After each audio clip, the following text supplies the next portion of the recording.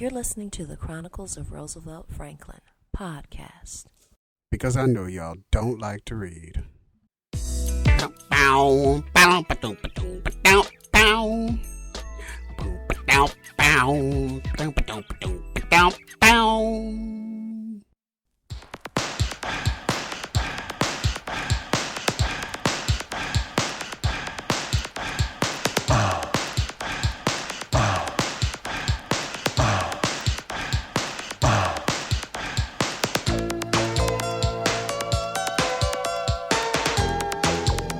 During the spring and summer for the past couple of years, I've been riding my bike to work.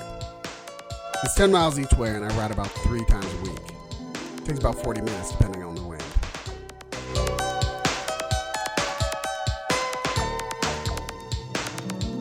The reason I ride 3 times and not 4 or 5 is because apparently 60 miles is my testicular limit for bike riding. Any more than that and I'm forced to walk around with an ice pack stapled to my gonadal area. As with most things in my life, this is something for which my wife has very little sympathy. She claims it has something to do with the staples. I think it's really because she just doesn't have balls.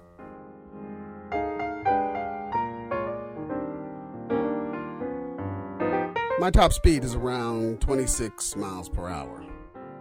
Even that was most likely downhill or with a good tailwind. Recently though, I set out at a respectable pace of 18 miles an hour. So you can imagine my irritation when another biker passed me like I was standing still. He rode a Bianchi and he had to be going at least 20 miles per hour, which is pretty fast. Such a pace, while not unreasonable, is difficult to keep up for an extended period of time. So I increased my pace slightly to 19 miles per hour, forcing him to continue his 20 mile per hour pace. I did this to punish him for having the temerity to pass me.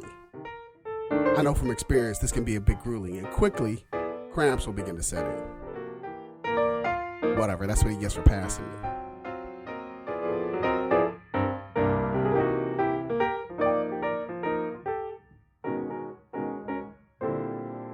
I continued close behind Bianchi guy.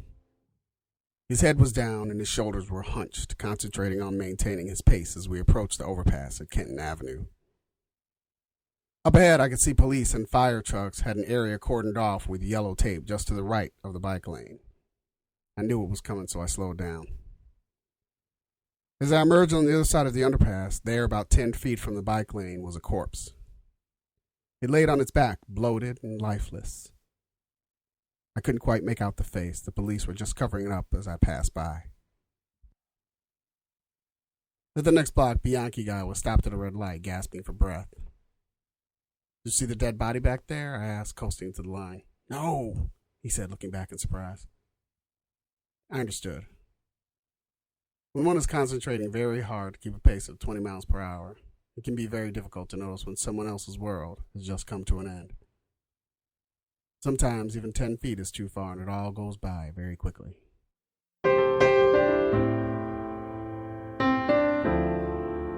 Just then the light turned green and I continued through with very little break in my stride. Bianchi boy didn't pass me again. I'm not sure why. I never looked back.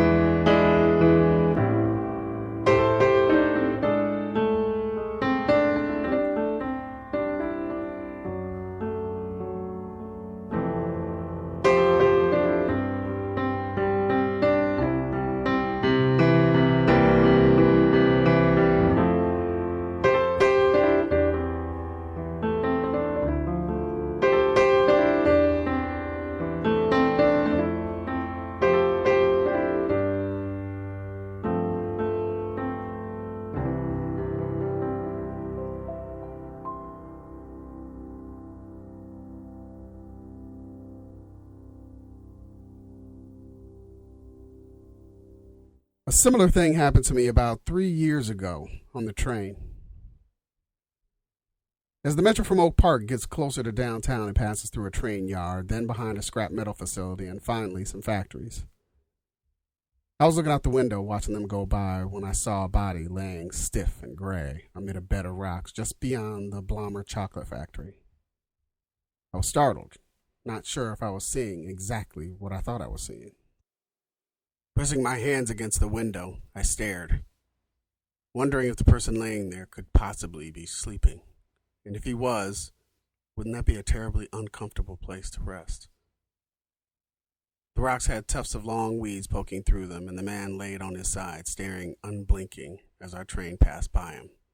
No, it was clear that there was no life left in his body. I quickly turned my attention inside, desperately searching the faces in the car to confirm that I was not looking at a mirage. No one else showed any sense of alarm. In fact, everyone's heads were hunched over their books or morning papers, reading calmly. Then, as now, the world that ended right outside the window was too far away for concern. When we pulled into the station, I notified the police that were on duty. The next morning, the body was gone. It was as if it had never been there at all.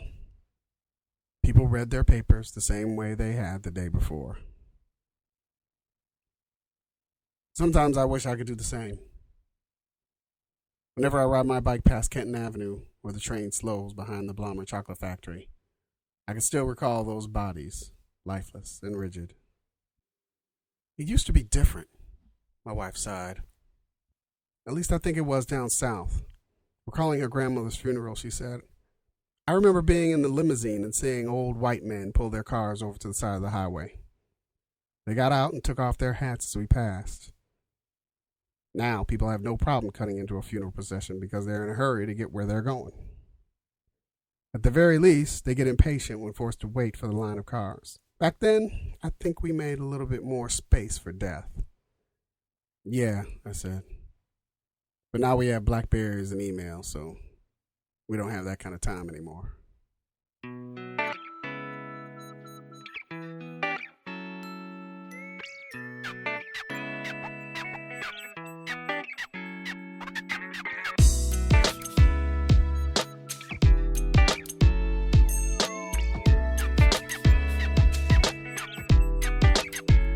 As always, you can hear and read more dope freshness. Just check us out at franklinchronicles.com.